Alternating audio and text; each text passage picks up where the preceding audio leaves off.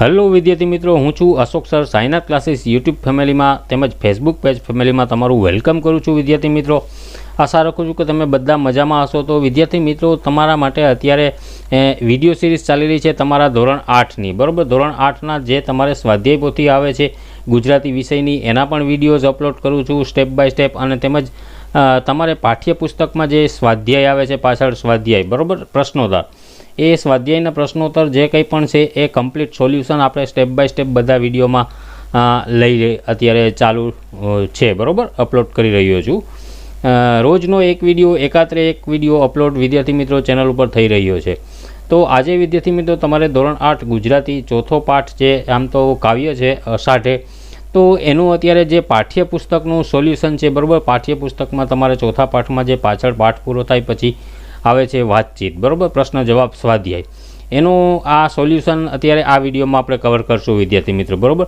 અને વિદ્યાર્થી મિત્રો, મારી એક રિક્વેસ્ટ છે કે જો તમારે પીડીએફની રિક્વાયરમેન્ટ હોય, તમારે પીડીએફ ફાઇલ જોતી હોય, આ બધા 1 થી 10 જે તમારે પાઠ છે એ કમ્પ્લીટ એનું સોલ્યુશન, તમારે જે પાઠ્યપુસ્તકનું સોલ્યુશનની પીડીએફ જોતી હોય તો વિદ્યાર્થી મિત્રો એના માટે તમારે નીચે જે નંબર સ્ક્રોલ થઈ રહ્યો છે, મોબાઈલ નંબર 9909460759, એ નંબર ઉપર તમારે 110 રૂપિયાનું ઓનલાઈન પેમેન્ટ કરવાનું રહેશે. પેમેન્ટનો સ્ક્રીનશોટ મોકલશો એ નંબર ઉપર, એટલે અમારી ટીમ તમને તરત જ પીડીએફ ફાઇલ છે એ પ્રોવાઈડ કરી આપશે. વિદ્યાર્થી મિત્રો, તમારે કોઈ કોલ કરવાની જરૂર નથી કે કંઈ મેસેજ કરવાની જરૂર નથી. ખાલી વોટ્સએપ પર તમારે પેમેન્ટ કરી અને એનો સ્ક્રીનશોટ શેર કરશો એટલે વિધિન 1 અવર 1 થી 2 કલાકની અંદર જ અમારી ટીમ છે એ જ તમને સામેથી પીડીએફ ફાઇલ મોકલી આપશે. એ પીડીએફ ફાઇલની અંદર તમારે 1 થી 10 પાઠનું કમ્પ્લીટ સોલ્યુશન હશે પાઠ્યપુસ્તકને લગતું, બરાબર. પાઠ્યપુસ્તકમાં જે કોઈ પણ સ્વાધ્યાય આવે છે એનું કમ્પ્લીટ સોલ્યુશન તમને એ પીડીએફમાં મળી જશે. એટલે તમે આરામથી ઘેર બેસી અને તમારા ટાઈમે જ તમે હોમવર્ક છે કે તમારી જે કોઈ પણ પાકી નોટ છે એ કમ્પ્લીટ વ્યવસ્થિત સારા અક્ષરે તૈયારી કરી શકો અને એક્ઝામમાં પણ સારો એવો સ્કોર મેળવી શકો વિદ્યાર્થી મિત્રો. તો માય ડિયર સ્ટુડન્ટ્સ, વધારે સમય ન લેતા આપણે વિડીયોને સ્ટાર્ટ કરશું. Late start the topic without wasting time. તો તમે વિદ્યાર્થી મિત્રો જોઈ રહ્યા છો ગુજરાતી ધોરણ 8 અષાઢે, બરાબર, ચોથું. તો એમાં વાતચીત, તો પહેલો જ પ્રશ્ન છે, આપણે કેમ વહેલા જાગવું જોઈએ? તો આપણે વહેલા જાગવું જોઈએ કારણ કે વહેલા જાગવાથી શરીર અને મન સ્વસ્થ રહે છે, દિવસભર શરીરને ઉર્જા મળી રહે છે, પાચનતંત્ર તંદુરસ્ત રહે છે, એકાગ્રતા, આત્મવિશ્વાસ વધે છે, સકારાત્મક વિચારો આવે છે. તેથી જ આપણા પૂર્વજોએ કહ્યું છે કે વહેલા જે સૂઈ વહેલા ઉઠે વીર, બળ બુદ્ધિને ધન વધે સુખમાં રહે શરીર. તો વિદ્યાર્થી મિત્રો, આમ આપણને વહેલું ઉઠવું જોઈએ, બરાબર. બીજો પ્રશ્ન જોઈએ, તો તમારા ઘરે મહેમાન આવવાના હોય તો કેવી રીતે તૈયારીઓ થાય છે, બરાબર. તો એનો ઉત્તર અહીંયા આપણે જોઈએ. તો મારા ઘરે મહેમાનનું સ્વાગત કરવા માટે ઘરમાં કરવામાં આવતી તૈયારીઓ આ મુજબ છે. તો કે પહેલું, ઘરની સફાઈ અને સુશોભન કરવું, બેઠક વ્યવસ્થા તૈયાર કરવી અને તોરણ કે રંગોળી જેવો શણગાર કરવામાં આવે છે. બીજું, મહેમાનોની સંખ્યાની પસંદગી મુજબ મેનુ નક્કી કરી જરૂરી સામગ્રી ખરીદીને નાસ્તો અને ભોજનની તૈયારી કરવામાં આવે છે. ત્રીજું, પીવાના પાણી અને અન્ય પાણીની વ્યવસ્થા કરવામાં આવે છે. ચોથું, ઘરના સભ્યો યોગ્ય પોશાક પહેરે છે. ઘરના બધા સભ્યોને વિવિધ જવાબદારી સોંપવામાં આવે છે. પાંચમું, ઘરમાં એર ફ્રેશનર કે અગરબત્તી દ્વારા સુગંધ ફેલાવવામાં આવે છે. નેક્સ્ટ જોઈએ ત્રીજો પ્રશ્ન, સવાર અને સાંજના વાતાવરણમાં શું ફેરફાર હોય છે? તો ઋતુ પ્રમાણે ફેરફાર હોય છે. જોઈએ તો સવારના વાતાવરણ અને સાંજનું વાતાવરણ. સવારના તો કે સવારે સૂર્યોદય સાથે ધીમે ધીમે તાપમાન વધવા લાગે છે. સાંજે સૂર્યાસ્ત પછી તાપમાન ક્રમશઃ ઘટતું જાય છે, બરાબર. સવારે ઝાકળને કારણે ભેજનું પ્રમાણ વધારે હોય છે, સાંજે સામાન્ય રીતે ભેજનું પ્રમાણ ઓછું હોય છે. સવારે હળવા અને ઠંડા પવન વાય છે, જ્યારે સાંજે પવનની દિશા બદલાય છે અને વેગ પણ બદલાય છે. સવારે સૂર્યનો પ્રકાશ ધીમે ધીમે વધે છે, જ્યારે સાંજે સૂર્યાસ્ત સમયે પ્રકાશ ઘટતો જાય છે અને રંગોમાં પરિવર્તન આવે છે. સવારે પક્ષીઓનો કલરવ વધારે સંભળાય છે, સાંજે પક્ષીઓ પોતાના માળા તરફ પાછા ફરે છે, બરાબર. આ રીતે ફેરફારો જોવા મળે છે.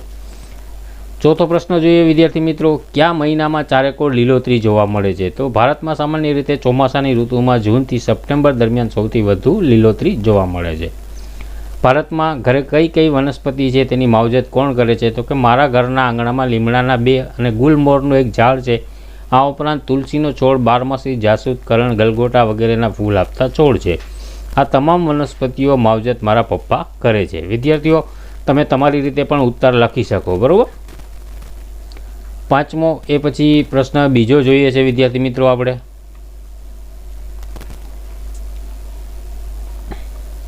નીચે આપેલી પંક્તિનો નજીકનો અર્થ નીચેનામાંથી કયો છે તેની સામે રાઈટ કરવાનું છે, બરાબર. તો પ્રભાતે પછેડિયું ના ઓઢીએ જી એ જી આવ્યા અંજવાળા જાય. તો એમાં બ ઓપ્શન આવશે, વહેલા ના ઉઠીએ તો સૂરજના પ્રકાશિત વંચિત રહી જઈએ, બરાબર. આગળ જોઈએ